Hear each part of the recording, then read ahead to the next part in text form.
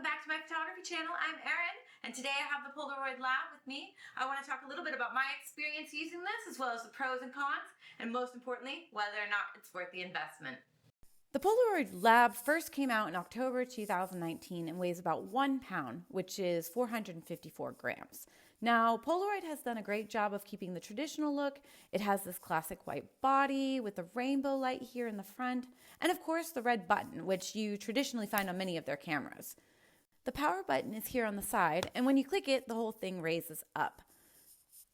There is a lens inside the printer that you can see here, and it has this black cover to protect it. Unfortunately, the black cover is just a flimsy piece of rubber and doesn't click or fasten on in any way.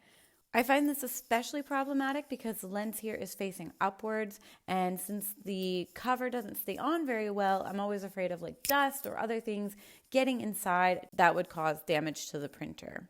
Although the design looks nice, it can often be impractical, especially if you want to travel with the Polaroid Lab.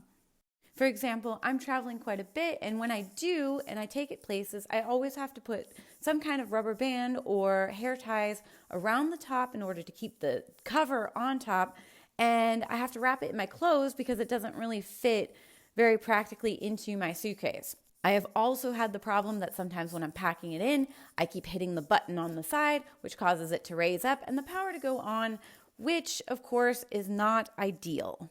Also, compared to other instant printers out there, such as Fuji's Instax Link line, the Polaroid Lab is by far one of the bulkiest. To charge the printer, it has a built-in battery that you can recharge using a micro USB, which of course is included when you purchase it.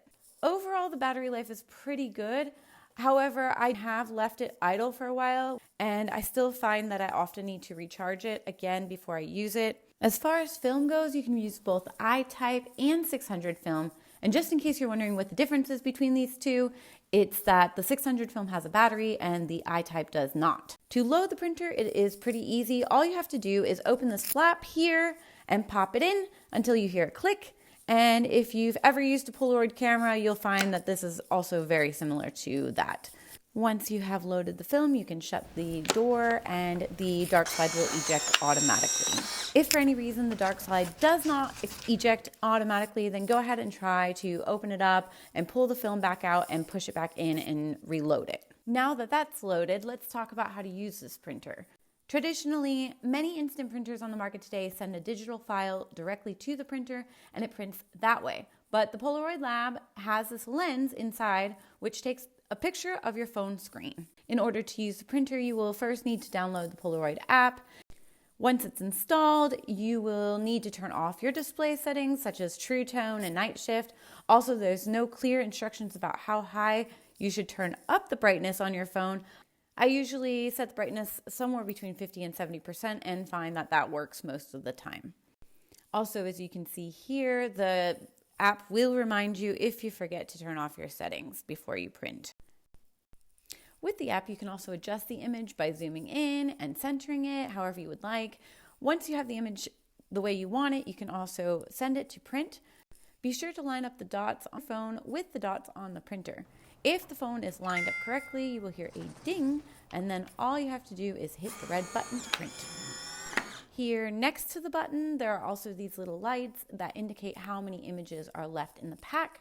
As far as the price goes, the Lab runs for about $120 on Amazon. However, it has been around for a while, so you might also want to check to see if there are any good deals on used or refurbished ones at a lower price. Full disclosure, I actually bought this one locally from a guy who hardly used it. It came in the box and I only paid about $65 in total. All in all, I do like how the Lab saves me a lot of money on Polaroid film since I can pick and choose which images to print beforehand. However, I have to say it doesn't give me the same satisfaction as going out into the streets and shooting with an actual Polaroid camera.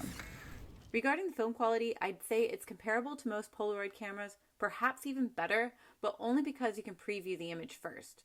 Just keep in mind that there are many contributing factors though, such as brightness settings, or in my case, I usually get a rainbow effect, which is probably due to the glass screen protector on the front of my phone.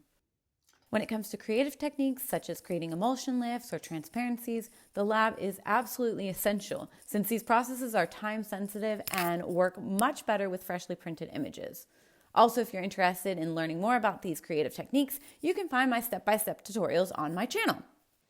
Well, that concludes today's video. If you guys have any comments or questions, please leave them in the comment section below. Also, if you like this video, be sure to give it a thumbs up and don't forget to hit that subscribe button so you don't miss another video from me. Thanks so much for watching. I'm Erin O'Leary.